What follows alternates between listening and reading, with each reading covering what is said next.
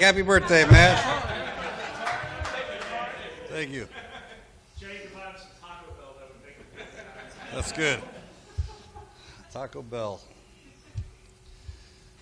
Nacho Bell Grande?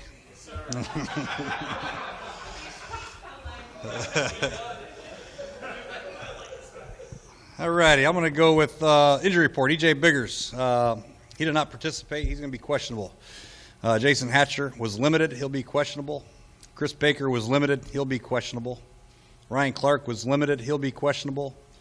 And Silas Red was limited. He'll be questionable.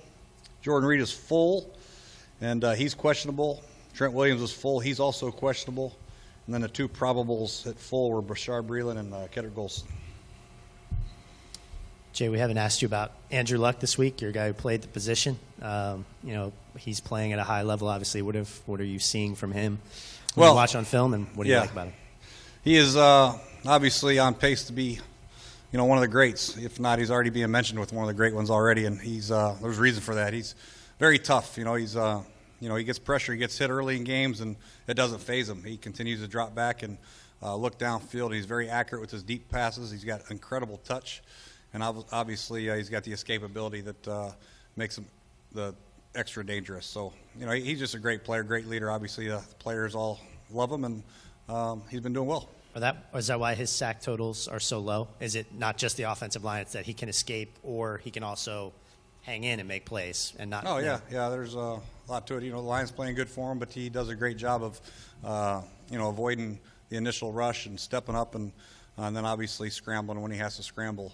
And then if he has to throw it away, he throws it away. He does a great job in the pocket. They got great pocket skills.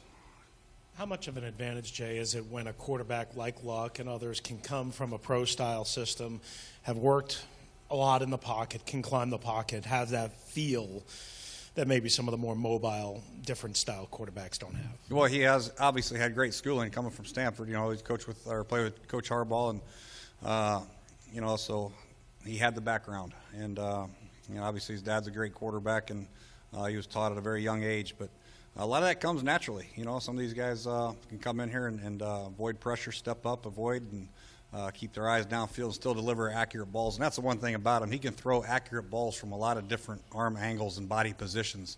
He doesn't always have to be on full balance to deliver strikes. He can hurt you throwing off one leg, off his back foot, scrambling to his right, scrambling to his left. He's a total package as far as what you're looking for as a quarterback.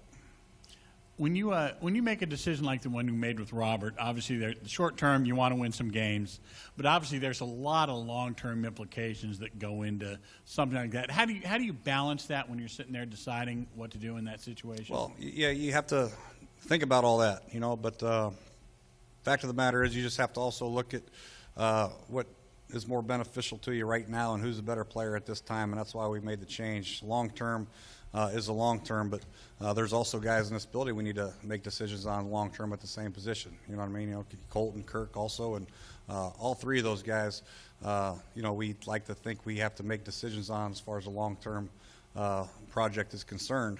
So right now it's very important for us to play the best one and who we think is the best one that can help us win, and then we'll make those long term decisions later on. Jay, if EJ hasn't gone through at least a non-contact practice by now, does he have any shot for Sunday? I would say he has a shot, but it's probably a long one at best. Have you firmed up the plan then for who would replace him in that nickel role? Yeah, we got some people moving in and out of there. We got plenty of guys in there. You got Trent Robinson who's played some nickel. We can move people around. We got DeCray who played obviously last week. We got Minifield up this week who can do it. So we've got enough bodies in there to cover it. Oh, sorry. What's your take on the Colts defense? They shut out the Bengals, and the next week give up 50-some points to the Steelers. I mean, what have you seen from them? Of the NFL right now, because I've seen them play at a really, really high level against the Bengals, and then they just gave up a few big plays. Big Ben kept some plays alive and really dropped some incredible dimes. Antonio Brown had a great game, and some of these teams they play a very aggressive style defense, and if the quarterbacks are on point and they can throw some great touch balls, accurate balls, you have a chance to get some big plays on them. But you have to get it off, number one. You have to be sound in your protection, and then the receivers got to do a great job of beating some tight man coverage. Vontae Davis and Toller, they do a good job of playing good tight man-to-man coverage. They jostle, they get in your face, and make the quarterback hold the ball, and that's where they get their pressure, like they did against Cincinnati.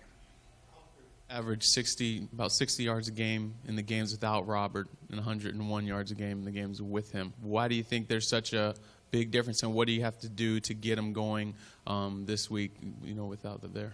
Same thing. I think, I don't know if it had to do with Robert. I don't know. But I just think everybody together has been working better, on all our runs, not just the zone reads, but all our runs.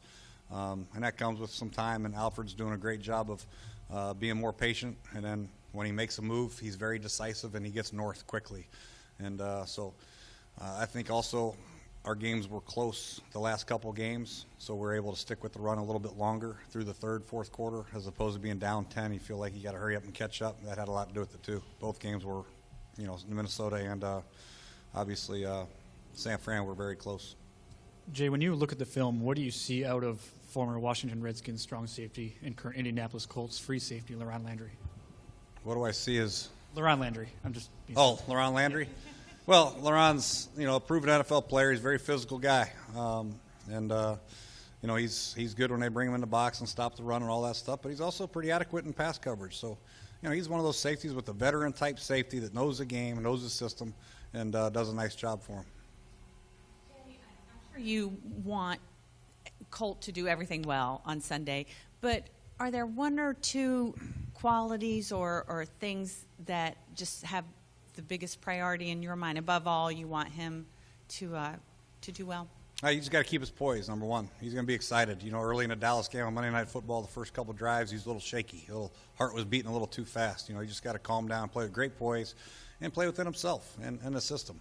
And I think good things will happen. But there's going to come times where he's going to have to make some plays with his legs, scramble, move around in the pocket, or drop some serious dimes because, like I said, the tight man-to-man coverage will be an issue if we don't get off. So he's going to have to do a good job of being accurate and also moving around in the pocket. But the big thing for him is just to stay poised, have a belief in the system and the players around him, and let them do the work for him. Jay, on Monday, you hinted to possible changes in other parts of the lineup on offense. We know about the big one.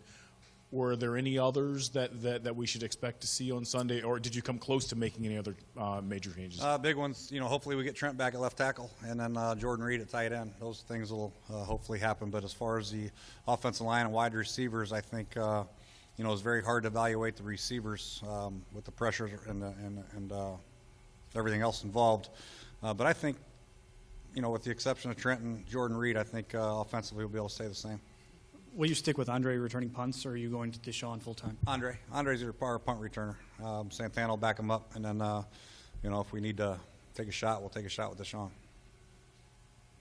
Anything else? All right. All right. Thank you.